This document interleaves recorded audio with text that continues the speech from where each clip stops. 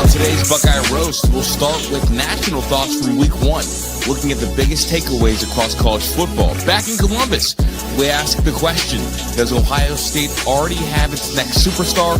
We'll talk about the buzz around the young players who went crazy and the ones that are earning trust. Then our week one takeaways, what the Buckeyes showed, what they still need to prove, and how it sets the stage for weeks ahead. I'm Chris Drew.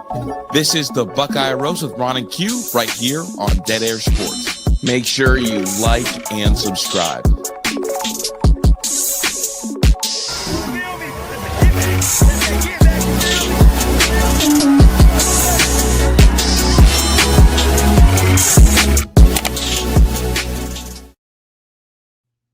Good morning, good morning, good morning. We are back for a special live edition of the Buckeye Roast. It's your boy Ron James here with my guy. Smash that like. Oh, come on. Q, you have a 2-episode streak going. We have 50 likes the past 2 episodes. One more episode with 50 likes, and you can have your name back, and we can take that big, goofy, smash that like banner away. I'm about to create 50 accounts. Go ahead and get the job done, man. Go ahead and hit that like button. How's it going, Ron? Pretty good, man. The Buckeyes are 1-0, and you know the best thing about being 1-0? Watching Florida State after the game. Oh my God. You guys know the Buckeyes get a huge win over Texas, 1-0, but we have to start with a national conversation. I'm just going to play the clip. I think Mike Arvell is a really good coach. They got kind of shafted last year, missing out of the playoffs. Do I think they were one of the best 4 teams? No, but I think the roster that he put together last year is going to be a blueprint of future to come. So I really like Mike Norvell and the way he turned around that program. FSU had one of the biggest falls in college football history. From 13-0 ACC champions just a year ago to one of the worst seasons ever for the Noles. And this rebooted, refreshed, re-energized Florida State team knocking off number 8 Alabama. The first big field stormer of the year is underway. How good is it to have ball back, folks? Ohio State knocks off number 1 Texas, but if you've been watching around here at the Buckeye Roast for a while now, you know that I have been making fun of Q for the past 2 years after he put Mike Norvell in his top 5 coaches list, only for Mike Norvell to ultimately go 2-10 that same season.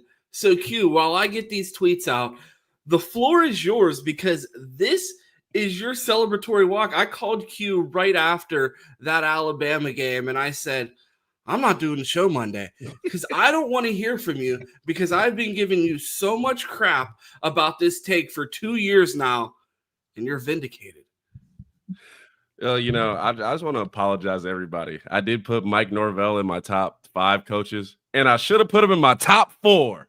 Came in and handled business against Alabama. I've been telling y'all, Nick Saban can't save them no more, as the quarterback said, and Mike Norvell is back, baby. I don't know what you want me to tell you. I told you he was bringing the team back. I told you last year was a fluke. Mike Norvell is here to stay. Go ahead and put him in your top 3 now. I think he just moved up another one, man.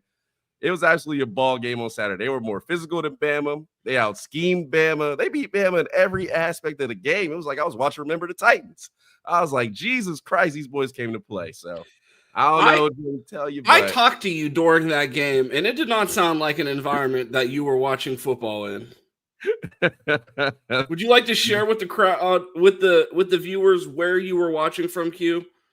I was at this bar called Boondocks in Scottsdale. Actually, funny enough, there's this girl next to me that went to Florida State. So she's like standing on the sitting on the bar stool the whole time. So perfect environment, man. It was a great day for ball, man. Elite day. Great day for ball. The Buckeyes get it done. Q's Seminoles get it done. He called me and said, "You think I could get a Prime jersey here for Monday?" Committed to the bit, man. Came with a whole full Florida State gear. They would have killed me in the comments. Like, you don't even wear Ohio State gear, but I bought the jersey just for the show. Oh, man. Q, I mean, we had to start with Florida State despite Ohio State's huge win. I'm happy for you and your Noles. We do have some housekeeping around here. Shout out to our guy, Travis. OMFNH.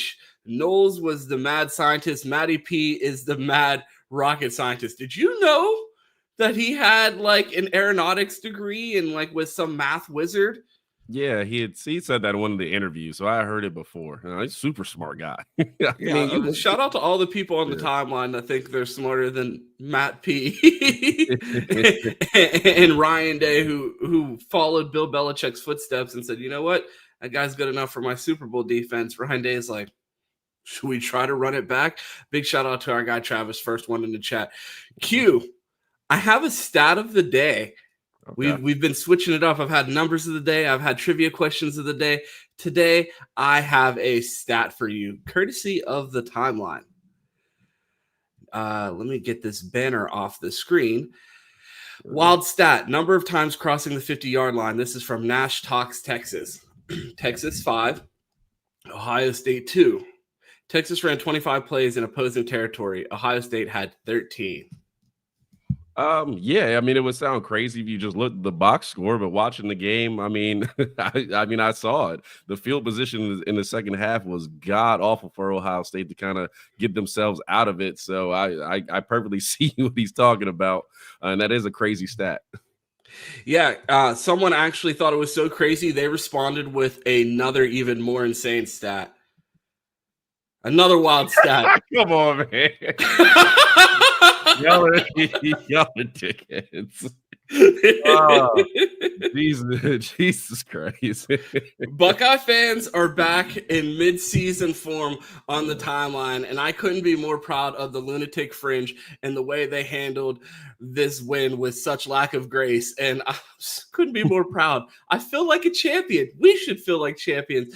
The Buckeyes have 5 straight wins against the AP top 5. Like, that's insane. What as a Buckeye fan, how do you feel about this run that we're on? Because who would have thunk it? Not me. Yeah, I mean, there have been multiple periods in my lifetime watching Ohio State where the kind of the national narrative was they don't win the big game. Like, we've gone through a lot of periods of that where it's like, oh, they'll get there, but as soon as a big game come, they'll fold. I mean, I remember in the Trussell era, I mean, Ryan Day starting out here, we've heard that. So they've squashed all the narrative. This team is really rolling and playing ball. We'll jump into it, but it just feels amazing to say, like, hey, anybody, any field, any day, you bet on Ohio State to come through. Absolutely. And you can also bet on Buckeye Nation to come through. They brought the energy on the timeline. They brought the energy in the stadium. And then the Buckeyes brought the energy on the field. Q, we got an action-packed day today. The Buckeyes should be the AP number 1, something that we will discuss. Who knows what they'll end up doing. Go ahead, give it to Penn State and watch us disrespect Jim Knowles when they come to Columbus. But it's a beautiful Monday, man. I'm off work. I don't know if you're working. I know a lot of you guys are off. If you guys are, smash that like button. Tell a friend to tune in. We appreciate it. Man, Q, let's get this thing started. Play the song, man.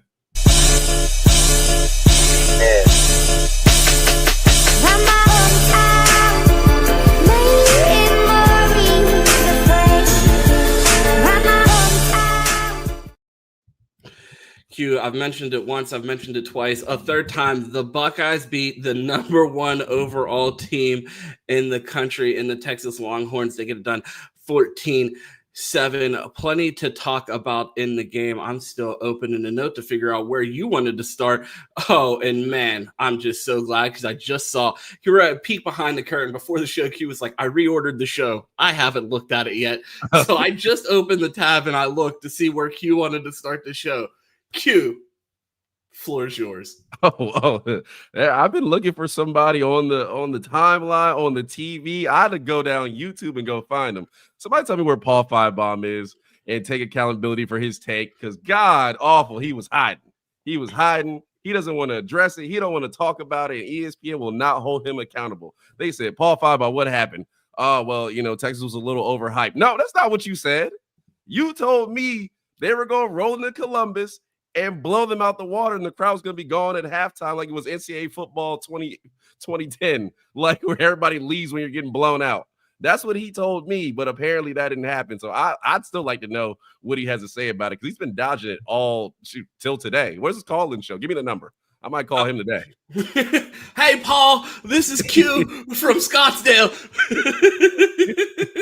Oh, man, Q, I think you might have just walked yourself into a new name, because if we get 50 likes on this video and you lose the name Smash That Like, you're about to be Q from Scottsdale. Yes, I'm just saying. I'm about to cuss him. They're gonna cut the phone line off in about 30 seconds, because I'm cussing him the hell out. Q, we are 10 minutes into this show, and I think we've went far too long without even saying this guy's name. The Buckeyes get it done 14-7, and completely to do with this defense. I mean, you have to go hats off to Matt Patricia and the way this defense performed. But you look right at the cover, you look at the title of the show. Ohio State just found their next superstar. I couldn't open my timeline without seeing the name Arvell Reese, a guy that we talked about on the show early before the season even got started. I was at practice. I had a tweet go absolutely viral by saying this defense is full of crash outs. There was a little scuffle out of bounds after the play. Carson Hinsman jumps up to defend the tight ends, and then Arvell Reese just takes a swipe at him. I'm like, this is a 2-year starter, a starter on the offensive line, and it's in the middle of camp, and we're already swinging at each other. I'm ready. And Arvell Reese goes out there and doesn't disappoint. Q, I want to play this clip where Arvell Reese shows that he can do absolutely everything as a linebacker for the Buckeyes.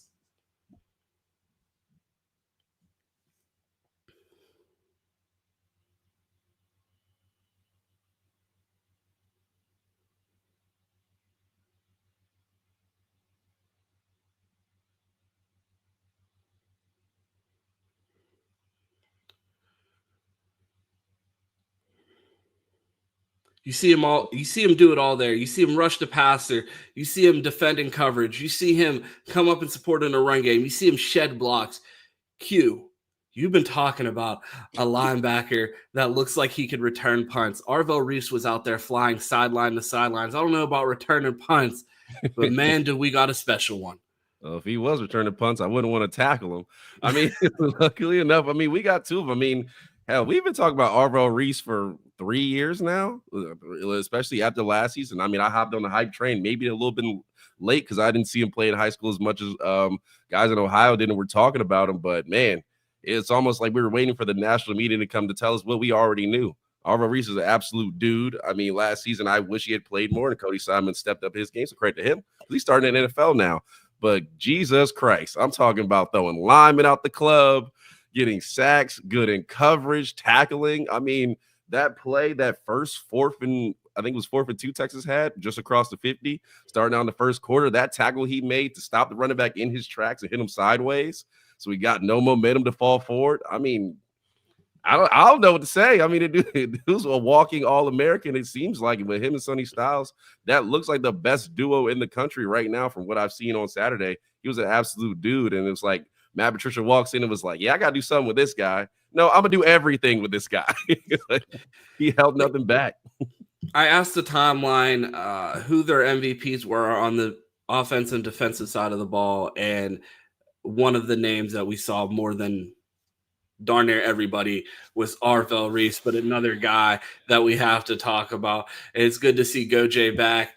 He knows we've been on this train since before he even stepped on the field. We are big Jermaine Matthews fans over here. And the other name that we saw as far as defensive MVP in response to that tweet was Jermaine Matthews. You can't say enough about these two guys. And I think the performances by both of these guys kind of captured what Buckeye fans felt like they were talking to a wall all season when everyone kept saying, well, you guys have 8 new starters on defense. I'm like, well, wait till you see these 8 new starters. They were all Buckeye fans and people that watch Ohio State week in and week out have been more than familiar with, or people that aren't just depth chart watchers, because anybody that watched the college football playoffs and saw the snap counts of Jermaine Matthews realized that he practically was a starter. They were talking about we've been hearing about Arvell Reese since he stepped on campus, even in media team footage where they're interviewing players, asking them, who's coach's favorite player and doing impressions of coaches, and they're just doing an impression of James Laurinaitis, and all it is him talking about Arvell Reese and how special Arvell Reese is. And now the rest of the world gets to find out what Buckeye Nation has known this entire time about the talent on this defense. I mean, and that extends even to Kenyatta Jackson, a guy that you saw a ton of last year, but didn't get the notoriety because of the other guys ahead of him. He leaves the game with an injury.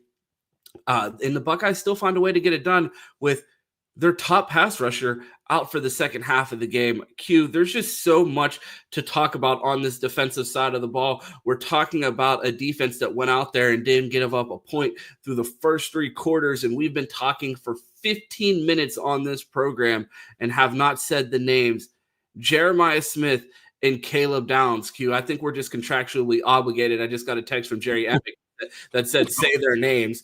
But the Buckeyes had such an amazing performance that there's so many people to talk about that you don't even bring up the 2 best players in the country when talking about this performance against the number 1 team in the country.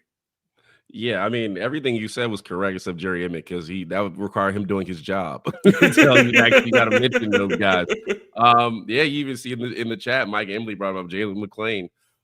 He was everywhere as well. Lorenzo Styles, those guys. Like, there's so many guys on this defense that absolutely balled out. I mean, Igbenogson was crazy on Saturday. As much credit Jermaine Matthews gets, put it right on the other side, because he 10 tackles, pass deflection. Like, he was a monster on Saturday as well. And K-Mac inside could not be moved on that defensive interior. So, I mean, man, those guys were impressive, because I was really worried about the defensive line. I was like, okay, they're going to be athletic. They're going to be able to move, but are they stout in the run game? I mean, they actually showed you they absolutely are. So, I mean, this defense was impressive, man. And it's early in the season. Like, Matt Patricia probably is just opening up the Bible to see what he's going to do.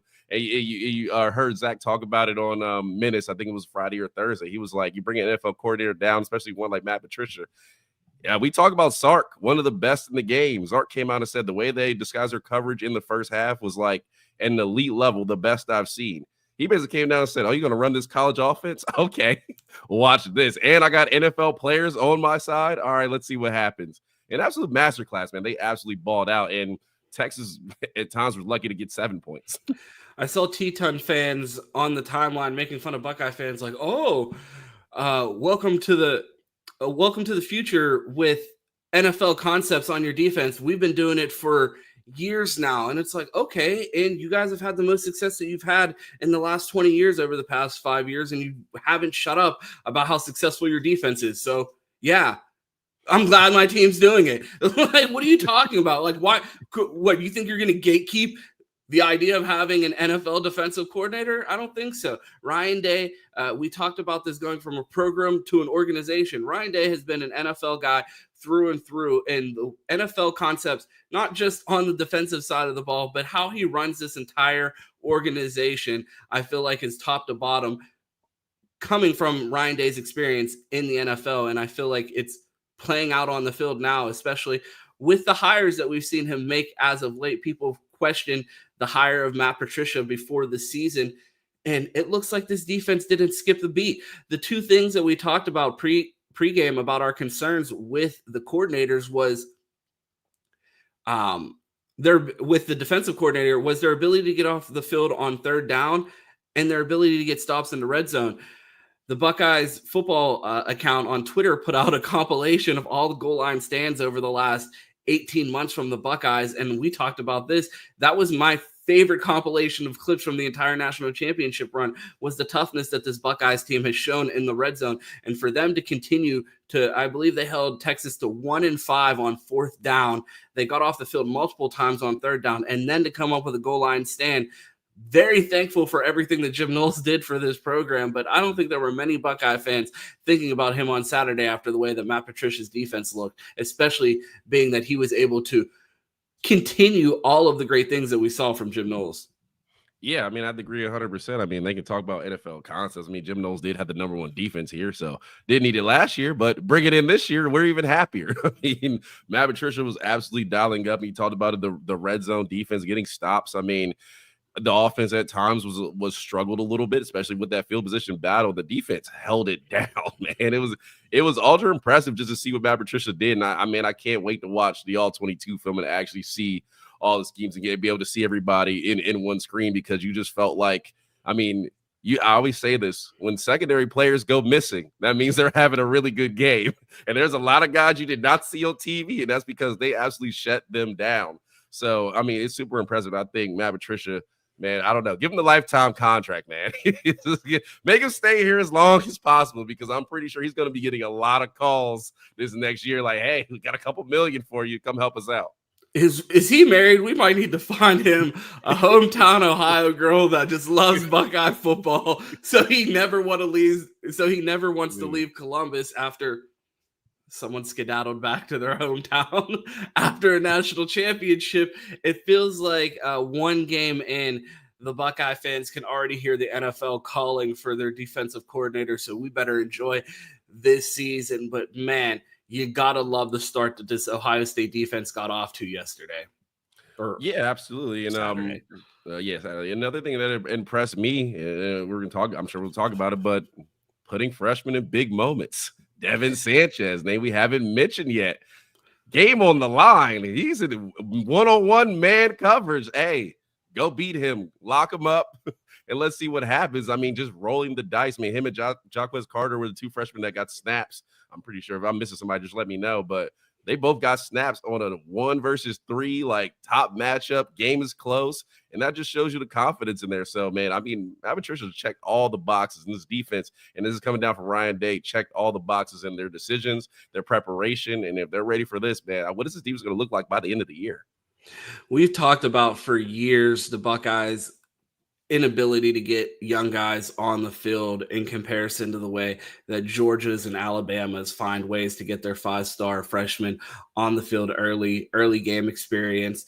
And they've done a better job as of late. And you've seen it play out on the field by guys that haven't necessarily had the opportunity to start, but have had plenty of experience in a Buckeye uniform. And then week 1 against the number 1 team in the country in front of 100 recruits in the house to see the Buckeyes take on Texas. The Buckeyes put Devin Sanchez out there. We said it with the game on the line. We talked about an over-under snap count of 11.5 combined snaps for Riley Pettijohn and Devin Sanchez in week 1 against Texas. And we hit the over. We both picked over, and Devin Sanchez cruises to the over with 12.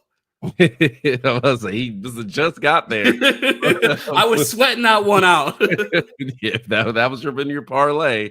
You had a long day, but no. It was greatly impressive, man. I think we're gonna be talking about this defense all week and the performance they put against Texas.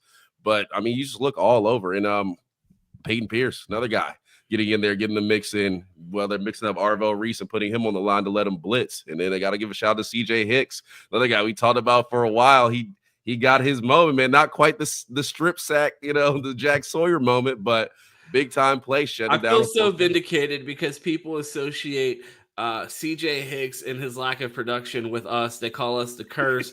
They say that we've hyped this man up and he's overrated. After 4 years of watching CJ Hicks and waiting for him to get his moment, to see him have it on such a big stage, not the biggest game in the box score, but his presence was felt out there. And I'm super excited to see what this season looks like for CJ coming off the edge. Yeah, and he was good in the run game. He was present, made tackles. He was getting after the passer. So it looked good. Honestly, it's hard to criticize these guys going against a Sark-powered number 1 offense. It's like yeah, they gave a couple plays, but you're going to do that against anybody. Like going up against Sark, who's one of the best in the game, it's hard to really be like, hey, I'm not happy with that. Like they left nothing for us to even complain about. So curse you for making us just cheer you for an hour into the show. But yeah, I love this defense, man. I'm greatly impressed. I love Hafley. I might be just becoming a Matt P guy. I'm about to move on and let Jeff Hafley go because Matt P, he brought it. Yeah, we saw a lot of criticism in the comments from mine and Chris Drew's instant reaction on Bleacher Report. If you missed that, we played on Sundays after the show. I mean, we played on Sundays here on the channel, but if you want to watch us instantly right after the Buckeyes finish the game, you can check us out in the Bleacher Report app. One of the criticisms was like, man, this was a super homer podcast. Arch Manning was out there missing throws to open guys all day. Yeah, but you have to make those throws. And they're like, oh, well, there's not that much pressure. But he didn't make the throw. So clearly the plan worked, and they wanted to make this guy go out there and beat them with their arm. I feel like if they have more accurate quarterbacks, they're going to try to get even more pressure and dial it up even more. I really like the way this Buckeye scheme worked because Ryan Day message coming into this, and we talked about the change that we've seen in our head coach, but his message all week was, I don't care what it looks like, just go out there and win. And I feel like over the next 6 weeks we're going to really see what this Buckeye identity really is. But I felt like Ryan Day, I talked to Cam after the game, and he was like, Ryan Day said he put a leash on Julian Sayin and probably shouldn't. He's like, had him out there with that Kyle McCord game plan, just don't lose.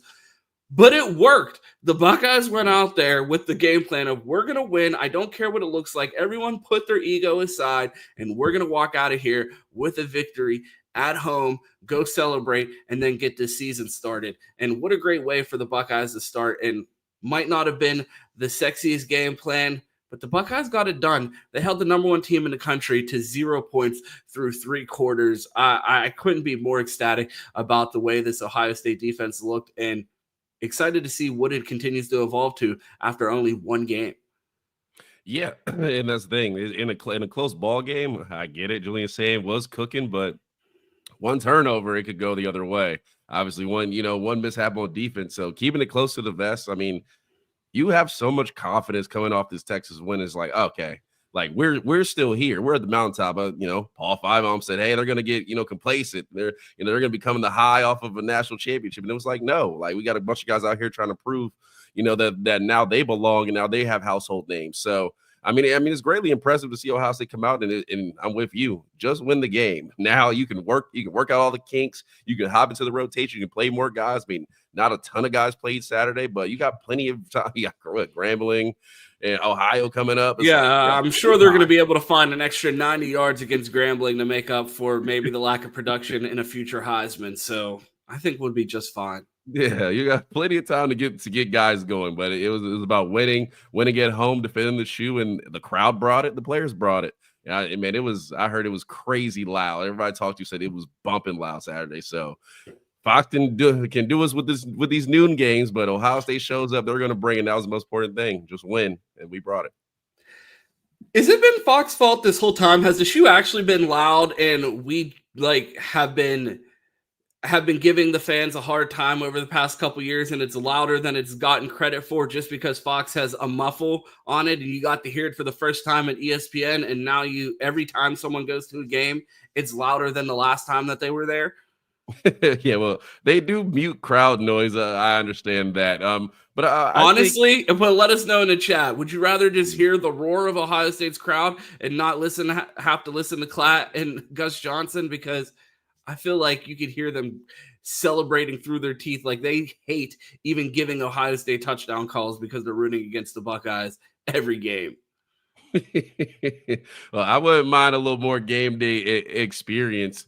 But yeah, I felt at times Ohio State atmosphere has lacked. I mean, especially you watch some SEC games, it just looks crazy on TV. Now it could be the noise, but Ohio State has made a concerted effort to level up the game day experience. I mean, we did a whole show on it and talked about trying to ratchet it up, trying to get more noise in there, trying to get a better atmosphere. And I haven't been in the stadium, so I don't know if it's gotten better or worse. But watching on TV, it looks like it is progressing and leveling up. So most definitely, maybe it's just Fox getting the crowd noise, but I'll say it was damn sure loud.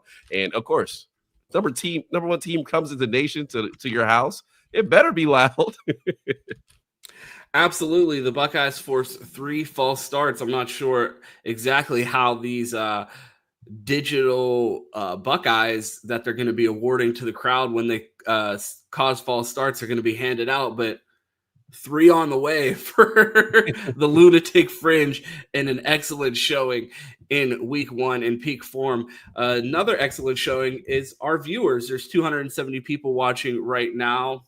Only think 15 likes on the video. Let's make sure we smash that like button and get these likes in line with the amount of people watching the show so Q can get his name back. We've been calling him Smash That Like around here for 2 weeks until we get 3 consecutive videos with 50 likes. And we have a streak of 2 going. If you're watching on X, I just saw our guy Akron Rex retweet the program. If you're watching, we're not doing anything right now, but plug in the show. So go ahead and take a second and retweet that video, or come on and watch us over here on YouTube. It helps us a ton.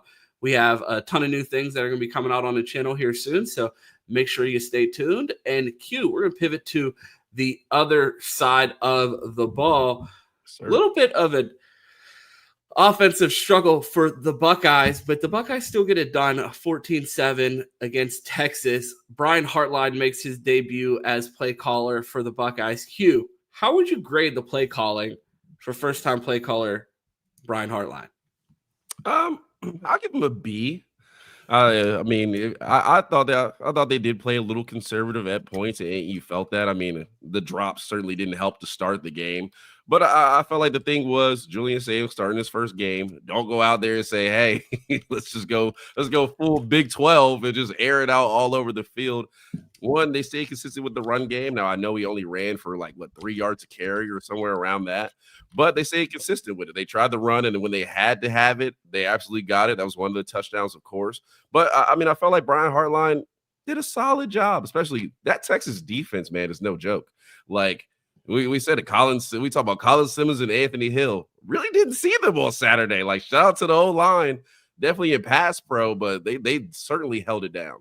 So they did a good job there. I thought Julian Sayin looked good Saturday, so they had him prepared and ready to go and kind of let him air it out a little bit. I mean, that pass in the end zone to Cardell Tate, that's one of the best you'll see. I'm talking on time, on target, put it on where his receiver can get it. So I think Brian Hartline did a really good job. Now I would expect him to, ratchet it up a little bit, maybe get a little more creative. I mean, I felt like I've seen that play before a couple times, but hey, man, he gets the 14 points, did what he had to do. So solid B.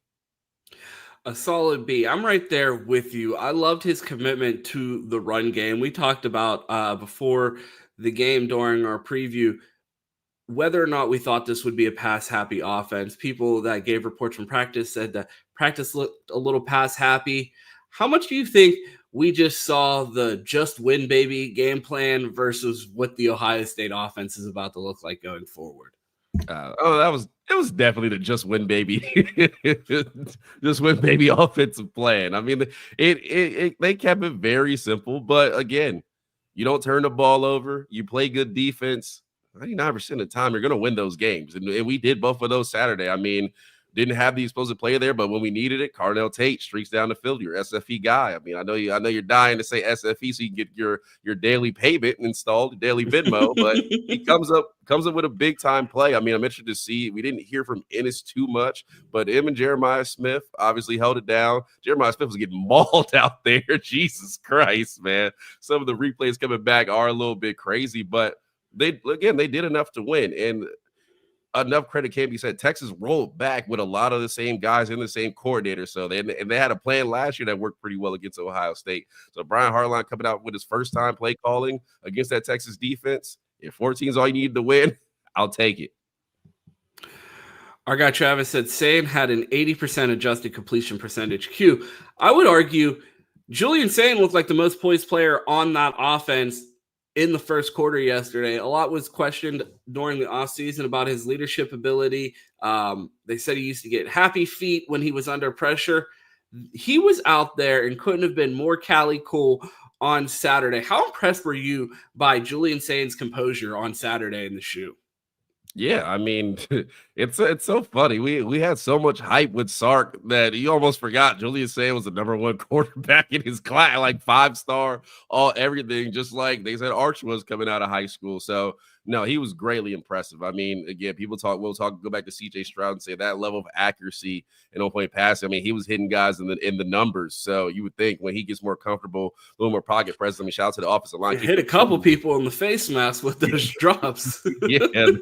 In first game jitters, it happens. A little slick gloves, got to switch them out. But I mean, I thought he played excellent. I had the stats here with 13 of 20, 126 yards and 1 touchdown and kept clean. Didn't take sacks. He did not take sacks. He said, nah, I'm good. I'm going to either get the ball out of bounds or I'm going to find somebody. And you heard about his legs. What was the old trademark? Sneaky athletic when it's a white guy. Like, he pulled out that sneaky athleticism and created more time to let guys get open downfield. So, I mean, that's greatly impressive. I mean, I'm interested to see, again, we don't have a big-time game for a while. Roll it into maybe when Penn State comes to town. It's going to be interesting to see what that game looks like and how much progression he has from now to then. Yeah, it's going to be super exciting to see the progression that he's made. Ryan Day, we had a clip where we talked about, I don't know if Ryan Day is just confident in this team or confident post-national championship, or maybe he knows he has a guy at quarterback. He's compared Julian Sayin to CJ Stroud and Dwayne Haskins at this point. If you think that you just saw the ceiling of what Julian Sayin is, I don't think we've scratched the surface as far as the potential that Julian Sayin has given his performance, his completion percentage in week 1, and just his ability to protect the ball and go out there and get a win. I think he showed that he's built for this, and I'm super excited to see where this offense goes going forward, because we know, I mean, if you told us one thing coming out of the game that would make the Buckeye fans feel good about themselves, if you told them, hey, you beat the number 1 team in the country, the only thing that needs work was the performance of the wide receivers, like if that's the biggest concern that the Buckeyes have, I have no concerns, because Cardell Tate still went out there and made plays when he needed to make plays. I think Brandon Ennis is going to have a bigger game, obviously, against Grambling, but going forward, I think you're going to see all of the hype there. And Jeremiah Smith is Jeremiah Smith. He had more drops in this past game against Texas than he had all of last season. I think he will be just fine. The Buckeyes have a ton to be excited for. Q, I wanted to pivot to the running backs. I gave out an offensive MVP on the timeline, and I gave mine to CJ Donaldson. He rushed for 67 yards on 19 carries for 3.5 yards per carry and a touchdown, a long of 8 yards. It wasn't the sexiest performance, but man, was it tough. It felt like he refused to go down on every run, was constantly falling forward, and I think that was 67 of the toughest yards I've ever seen run. And to see him go out there and contribute like that in week 1, when it wasn't expected for him to get the load of the carries, I thought he deserved the offensive MVP given his tough running this past week. I mean, yeah, that's a good shout. It was definitely tough sledding. I mean, if they relied on this podcast duo to do it, it'd only been 2 carries, because we would have been out the rest of the game taking some of those hits. I mean, it was really tough sledding in there. But no, I thought Donaldson was impressive. I mean, the hype before the game was really, from what I heard, really James Peoples was the guy, and he was the impressive one. But the staff showed you that's who they trust. They trusted Donaldson. They gave him more carries. They gave him more snaps. And, I mean, it was tough sledding, but he did. He got across the goal line, so that's one important one. But, yeah, when we had to have it, he was in there tough running. And like I said, Colin Simmons and Anthony Hill and those Texas guys are not on my bar fight list.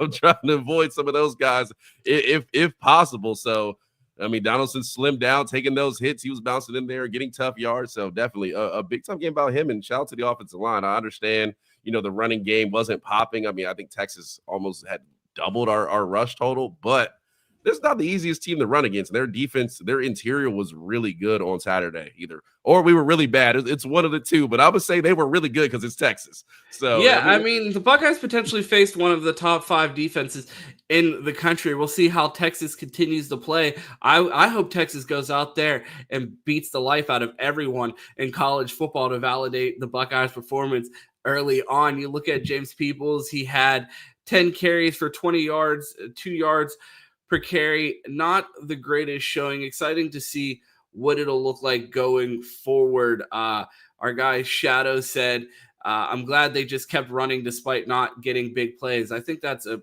huge testament to Brian Hartline's maturity as a play caller this early in his tenure with the Buckeyes, because it looked like the game plan was, we're going to come out here and have a super balanced offense and be committed to the run regardless of how it looks. And the fact that they didn't abandon it and get pass happy like we've seen in years past and from Ryan Day himself. The fact that they stay committed to the run, it just shows that this program organization is just continuing to learn from its mistakes in years past, and their commitment to the run, I think, is just another example of that. And you saw the Buckeyes get down into the red zone.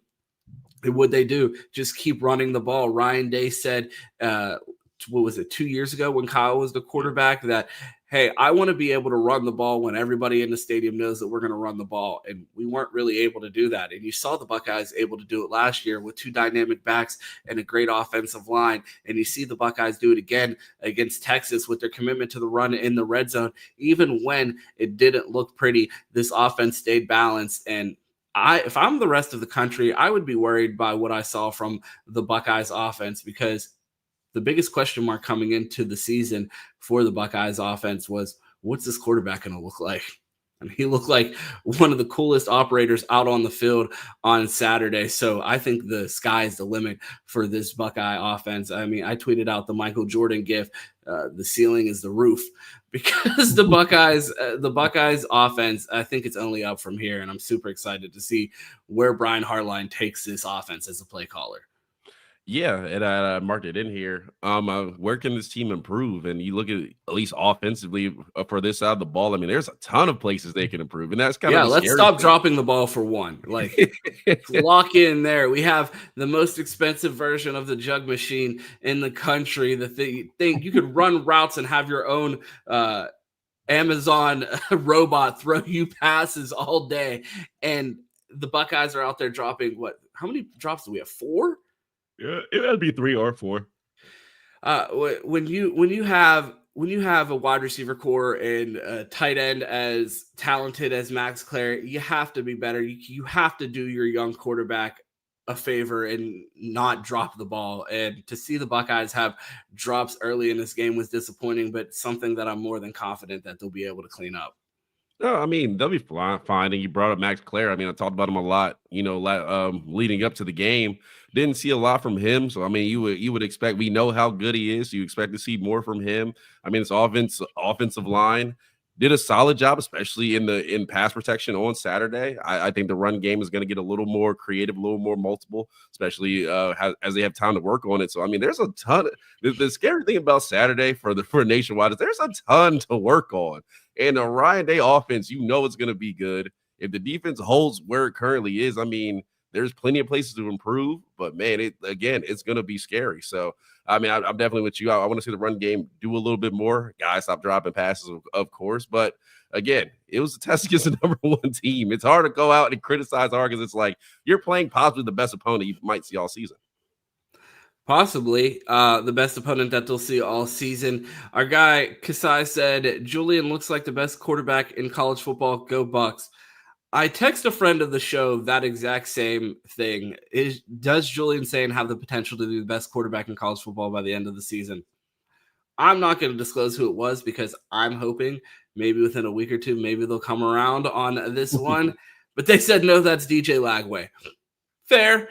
But the fact that we're even having this conversation, I mean, we know what the expectations for an Ohio State quarterback is. This was Saban's last guy. The expectations for Julian were sky high, and I think he lived up to them in game 1. Might not have had the sexiest stat line, but I was more than impressed with the performance. Yeah, no, I mean, I thought it was outstanding. I mean, bullets was flying. His accuracy, I mean, just his poise. I mean, it's a big time game, and Child's offensive line. I mean, I think the word was out that like he might get rattled if he gets hit, but they were like, well, he's not getting hit, so don't worry about it. He'll be fine. But no, he stood in there. He delivered some balls. He took some hits. He bounced back. I mean, he was able to run what he needed to. Like, I thought he was greatly impressive. And going towards the end of the season, I mean, that's the standard for Ohio State quarterback. I mean, you look down the line, outside of Kyle McCord, CJ was the best quarterback in America. Will Howard, by the end of the season, was playing the best ball of any quarterback in America. So Julian Sayin, you would think by the end of the season, that's where I would put my money. I mean, I didn't see anybody else on Saturday that I thought was that much better than he played around the country. So I think he definitely will. Something that was super exciting about what Ryan Day said in his post-game press conference, something we've heard him talk about in years past, is how important it is to talk to the quarterback about what they're seeing out on the field and making sure that they're actually seeing, they can actually verbalize what they're seeing and they're actually seeing what they're seeing. Ryan Day said that with Julian Sayin, he was seeing all the right things every time he talked to him on the sidelines, outside of that Jeremiah Smith pass where Max Clare dropped it.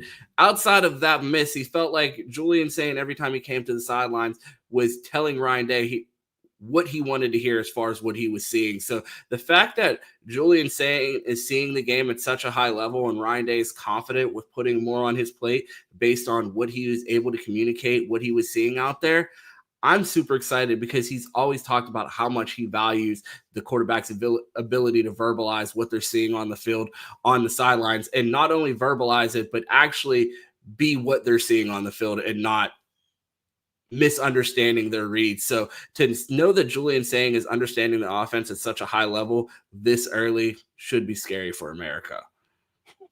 No, I mean, that's a good line. I mean, I remember playing sports back in the day. It's like, what'd you see out there? I don't know. It wasn't good. I don't know what I'm seeing. Some people are out there seeing ghosts if you ask Sam Darnold. Every time you say that, I remember the Titans, Friday Night Lights, where Billy Bob Thornton goes to the defensive end and he's like, what's it like out there? They're big, they're fast, they're dirty. Did I say they were fast? Like, I love that line. Man, but yeah, no, I mean, it was great. I mean, this is really important. One, this is really important for Ryan Day. Why? Because it's been a lot criticized when we're recruiting quarterbacks out of high school. Ryan Day has done it pretty badly. He hasn't got a quarterback ready. He's got to take all these transfers. Well, Julian Say's been here. I guess he went to Alabama for a week. And then he's been here ever since. So this is Ryan Day's homegrown. He's had 2 years to develop him. And this is what you expect to see out of a Ryan Day quarterback. I mean, if he's going to be the quarterback whisperer, this is what you got to do. So Ryan Day is certainly handling business, and Julian Sayin, again, like I said, I can't wait to see what he looks like in a couple of weeks. But yeah, I really didn't see a quarterback better than him on Saturday. Yeah, you hit on the offensive line a little bit earlier, and I wanted to get to a tweet or a couple tweets that I saw on the timeline. Our guy on and said, Austin Saraveld, Phillip Daniels, take a bow. Chris Drew quote tweeted it and said, one pressure all game. Colin Simmons won Freshman of the Year last year and was so excited to post a picture of Julian Sayin. I saw our guy Dog, used to run Dog's film room over on Best Damn Media. He said on the timeline, I don't want to hear nothing about Colin Simmons. He didn't breathe on my quarterback. Hugh, your thoughts on the performance from the Buckeyes offensive line? A little bit of a struggle out there in the run game, but man, did they get it done in the pass game. We talked during the pregame. The one thing that I wanted to see out there was our quarterback stay clean. Julian Sayin did just that. Yeah, shout out to my guy 6'7". Yeah, him and Phillip Daniels. We finally figure out who's going to win that right tackle job, and they balled out, man. They kept them very clean. I mean, really outside of the play where I don't even think it was one of them. I forgot the two guys who ran into each other. Colin Simmons is running free. Julian's back there running for his life. Like, no, I saw that post. You're not about to touch me. But really, other than that, you really did not see Texas pass rushers really impact the game too much. So, I mean, I think those guys deserve a lot of credit, and we've said this for a while. You can get all the 5 stars you want. I've seen a lot of offensive line with a number of 5 stars. You got to get them to play well on Saturday, and that's the most important thing. And Justin Fry did that here, and now Tyler Bowen has them as pass pro-wise playing as well as they should. I mean, as to the nation for all what I've seen. They really kept the quarterback clean. So as long as they play well on Saturdays, it's not much to complain about. And like I said, those guys will get better. But, yeah, they held it down because, I mean, what's the next pair of pass rushers they're going to see that has what Texas has? Yeah, I mean, and it just speaks to the development here at Ohio State. It makes me just want to scream developed here when I talk about this offensive line, given the trajectory that all of these guys have had. All of them have had different paths onto the field. We saw Carson start as a true freshman, not play as a sophomore, and then take the starting role back and get his opportunity during the national championship. Tegra Shabola rotating at right guard. Phillip Daniels, an Ohio kid that goes to Minnesota and transfers in. Austin Saraveld, a guy that came in as a 3-star, borderline 4-star, guard and then ends up being our left tackle. To see all of these guys pass come together for the offensive line that we saw make it out on the field and know the depth that we have behind them has to be exciting and encouraging. I feel like, especially with the front that we face, you would have to imagine that's one of the best fronts that the Buckeyes will see all year, and the Buckeyes held their own, and we still have guys developing on this offensive line. I think the trajectory for this team is only up. It feels like when we watched years back when that Zion Williamson and RJ Barrett and that loaded Duke team goes out and beats the number 1 Kentucky team early in the season, just blows them out. The Buckeyes don't blow them out, but man, you see a team go out and put a performance on film like that early in the year, you're like, man, how much better can this team actually get? Yeah, I mean, I don't know. Somehow you got a Duke reference in here. I mean, would you like me to clear the floor so you can get a Maryland basketball reference in? You jealous? Yes. There's nothing good to talk about your team that we can't even sneak in a reference about Maryland basketball? Like Gary Williams in 2002. Hey, man, you don't need all the stars all over the field. You just get a group of guys playing well together, and it results in a natty. That's all I'm saying. So, but no, I mean, you're exactly right. I mean, it's Duke's scary. great. I agree.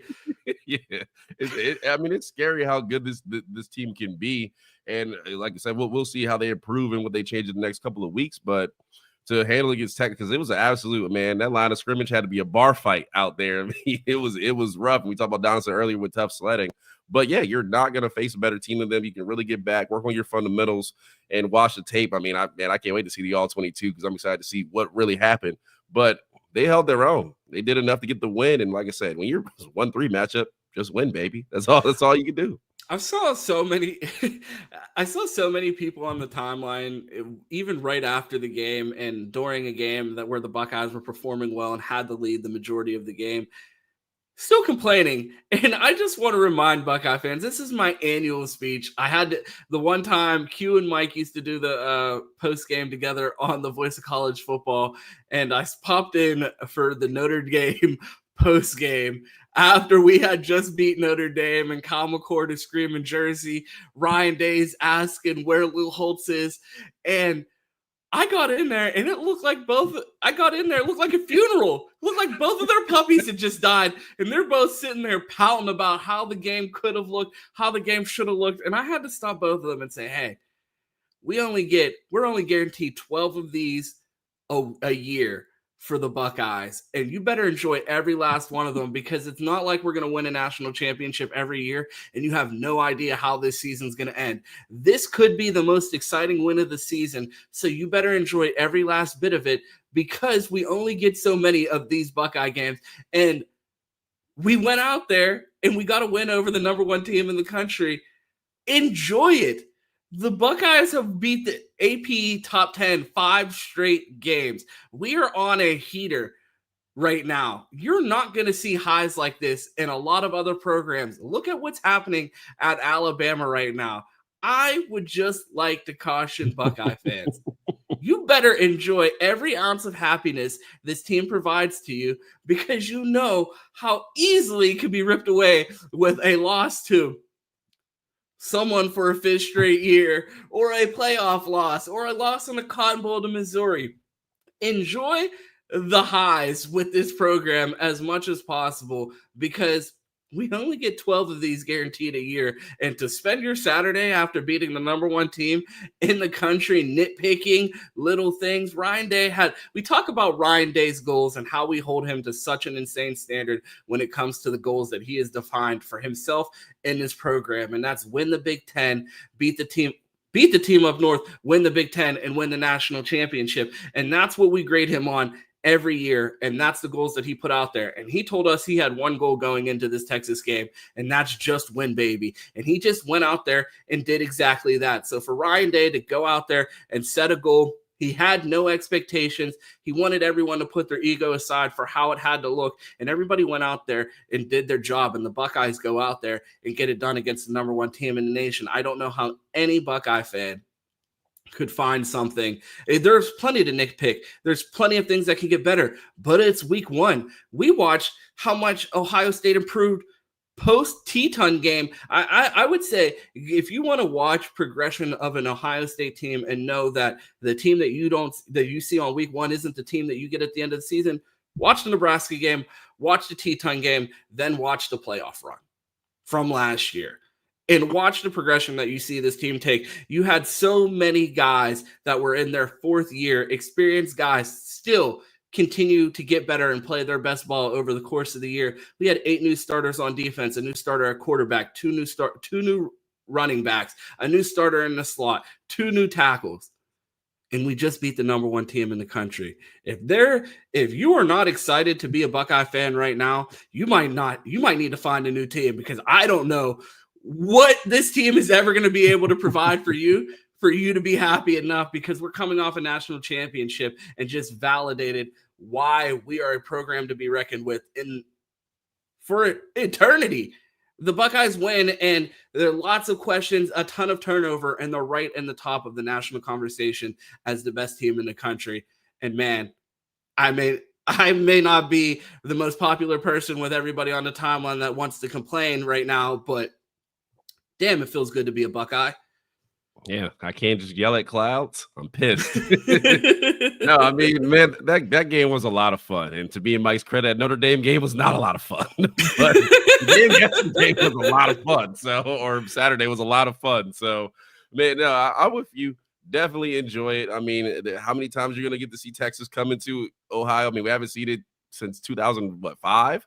So you don't get that very many. I mean, we're hoping the SEC holds tight with the schedule, but we might not see Georgia or Alabama. We will see. So, I mean, hopefully we see those guys. But, I mean, again, it was an experience. Like I said, the crowd brought it and absolutely enjoy it, because, man, it was fun on Saturday to get to see the guys that we've been talking about. And this is a part of podcasting where it's like we preview so many guys, we cover them recruiting. It's so fun to actually see them get on the field, or see a guy who's waited his turn. He finally gets to go and ball out. And, I mean, they absolutely did that. So, I mean, it's a great opening for college football. And if anybody – I talk to people all the time, man. I'm just like – people are like, why do you love college so much? Like, why do you like college over the NFL? I'm like, do you see this? There were so many things that were special about Saturday, like covering this team, to just see it all come full circle, watching the Glenville boys out there making plays, seeing Devin Sanchez, the number 1 corner in the country, make his debut against his home state team and playing in the final minutes. I saw Mama Sanchez in the chat talking about people criticizing the catch that he gave up. The fact that the Buckeyes feel confident enough to put a 5-star true freshman on the field with the game on the line, that should be encouraging enough. That should excite you that your staff has that much confidence in a player that young, regardless of the outcome. The Buckeyes still won the game, and he's out there getting valuable experience. What do you think that does for players like that, confidence, knowing that the coaching staff, regardless of what people are saying on Twitter, the people who matter believe in him out there on the field? So those types of takeaways, a guy like Julian Sayin, who leaves Alabama and comes to Ohio State, gets the starting job, goes out there, everybody questioning his toughness, his leadership, and his Cali cool all day. CJ Donaldson, a guy who started as a tight end at West Virginia, is now the starting running back at the Ohio State. Matt Patricia, a resurrection of his career in Ohio Stadium yesterday. I don't know how you don't love the storylines in college sports, and then you go out and you watch other teams suffer and be miserable on a Saturday after your team brings you a victory like that, and you have to watch Alabama, a program that people thought was bulletproof, go out there and lose to your Seminoles and Mike Norvell, a team that no one gave a chance in that game other than Lee Corso. And it just proves that, hey, this isn't just a given. Just because you have the Block O, just because you have the Scarlet A, doesn't guarantee you a win. And the fact that the Buckeyes went out there and beat the number 1 team while we're watching other blue bloods go out there and lose week 1, Buckeye fans should be ecstatic right now. I mean, they should. I mean, it was a great day for college football. If you look around the nation, and we'll probably get into more national stuff tomorrow, because I know you had a list of things you want to talk about. But yeah, man, you look at it. you're a Clemson fan, you're probably a little miserable right now. If you're an Alabama fan, you're probably a little miserable right now. So, and we've been through it. Like I said earlier, we remember days where it's like Ohio State can't win the big game with those losses in the Natty back-to-back years. I mean, times where Terrell Pryor was here, they just couldn't get over the hump. Like times. How dare you? How dare you? We were having a good show, and then I let you go on a rant, and then we just catch random whippeal slander. Like, what is this about? Am I going to have to start doing a solo show because Q has no decorum around here on a holiday Monday? It should be a celebration around here. He tried to just sneak in a shot on TP. And it's interesting that you brought Terrell Pryor up because TP has been obviously my favorite Buckeye for a long time. One of the reasons why I am a Buckeye fan, a local Pittsburgh kid, number one player in the country, comes to the Buckeyes. Brings us Urban Meyer. We'll just say that.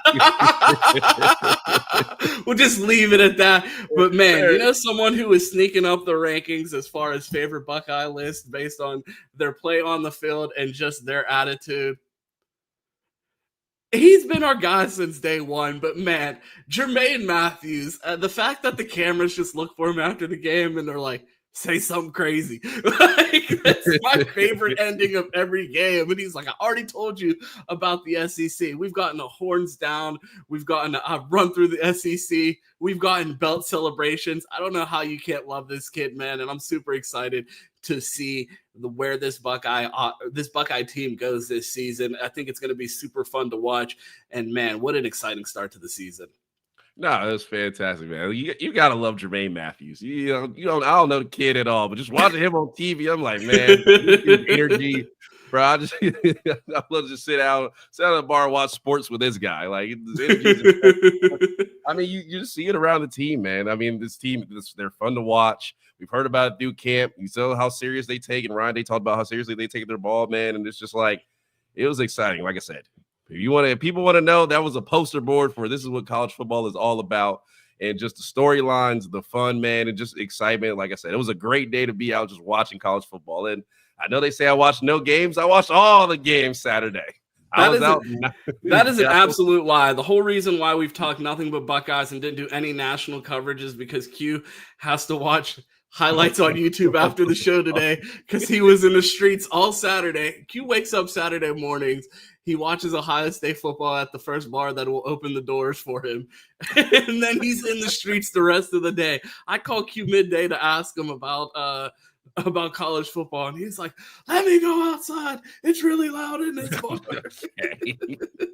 I was watching Florida State put belt to ass, man. I don't know what you wanted me to do.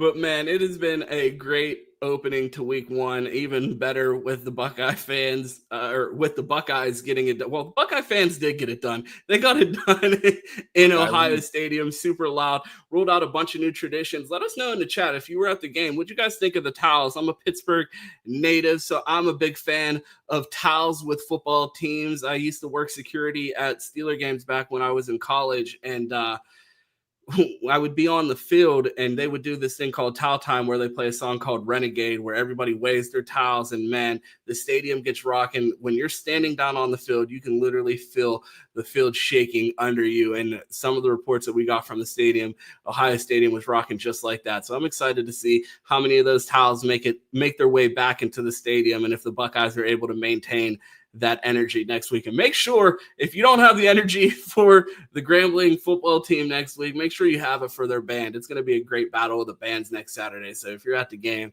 make sure you show some love for the band out there. Nah, absolutely, man. Like I said, we'll hop into more this week, but I think for a showcase, they did it. That's everything you want to see. I can rewatch the game. I don't feel I was worried about the SEC refs, but they didn't rob us, so I'm good. I'm actually ecstatic for Saturday, man. And again, this team has looked the ball out, so I can't wait to watch it. And we're finally back, man. College football, man. We are absolutely back. Our pregame show did great number. Our post-game show did great numbers. Chris's last episode of I-71 Rundown, they did week 1 college football reactions. That thing is absolutely cooking. If you haven't checked that out, make sure you check out Chris Drew and Tyler of I-71 Rundown. Make sure you check that out right here on the Dead Air Sports channel. They will be right here on Dead Air Sports 4 days a week now that we are in season now with the NFL returning, so you can catch all your college football, Ohio State, Cleveland Guardians, the Browns, all on I-71 Rundown. Catch them on the channel here on Fridays, Saturdays, Sundays, and Mondays. So be on the lookout for I-71 Rundown with Chris Drew and Tyler. But if you want to find us, Q, let the people know where they can find you. If you want to find me, I'm not hard to find, man. I'll be on Twitter tweeting about Florida State's big-time win. That'll be City Boy Quitting on Twitter, Flyda Johnson on Instagram. But you know where I have Monday through Friday right here, Dead Air Sports, talking ball with my guy, Ron. Don't forget to like that video. Make sure you do that if you are on Twitter. Hit that like and retweet. And don't be afraid to come over here, watch live, and hop in the comments. So appreciate it. Got to get more people in here, man. The show's growing. It's doing well. So if you got a friend, let them know where to find us. Let them know we're having a good time here every morning. This is how you start out your day talking Buckeyes. Ron, where can they find you at? If you want to find me, you can find me right here on Dead Air Sports Monday through Friday right here with my guy, Smash That Like.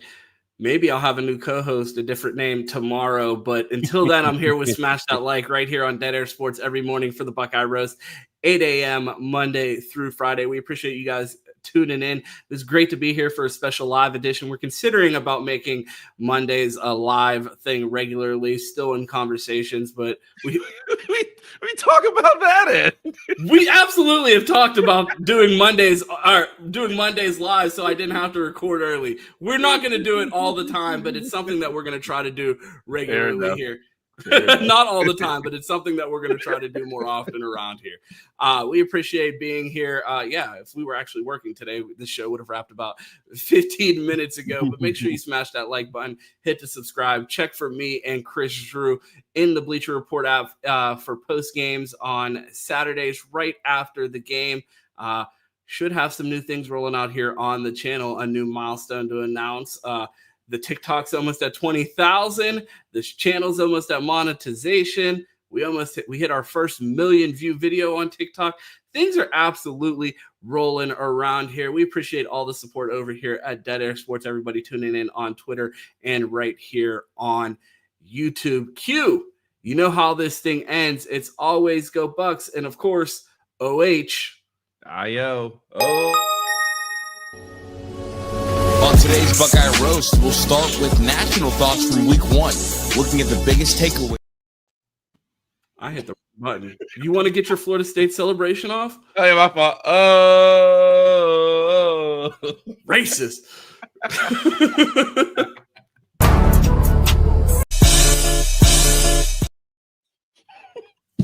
How many hidden videos you got? I don't know. I'm going to try this one last time. Let's just rewind it back to the beginning. Yeah. You know how this thing ends. It's always go Bucks. And of course, OH. I-O.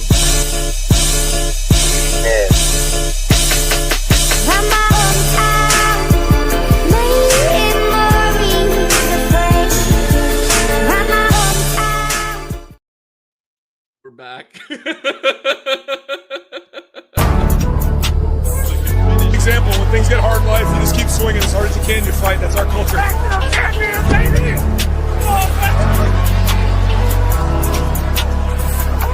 I promised you we had a plan. Remember that we talked about a plan? The plan was infallible. Part of that infallible plan is getting a team prepared, ready to go, so we start practice. Our coaches know what we got. And there's not one person in America I trusted more than Coach Mick and that staff. Think about this. 130 teams either today, they report, or they've already reported. 130. 16 weeks from now, there's going to be one champion. One champion in our conference, one champion on the side of our conference. And in the country, one team's going to do this. Not 36, not 48, not 44, one. That tells you how hard it is to be a champion.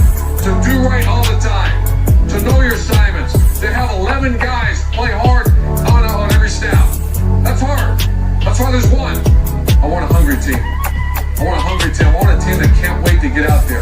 Where there's a bunch of players that maybe would have a new coaching staff You haven't played much. Maybe you're trying to make a name for yourself. You're a hungry football player. I want a hungry team. And last one, most importantly, I've got to coach a few of them. I want an angry team. I want a pissed off football team. I want a team that has a little chip on their shoulder. Maybe something's been taken from you. Maybe something hasn't. Maybe something's been taken from you. Are you a team that's going to go get it? You're the Ohio State Buckeyes. You're an angry football team. You got an angry staff. You got a bunch of guys that are getting ready to start a journey. We're starting that journey tomorrow at 5 a.m. You're a hungry football team, and I'm proud to be your coach.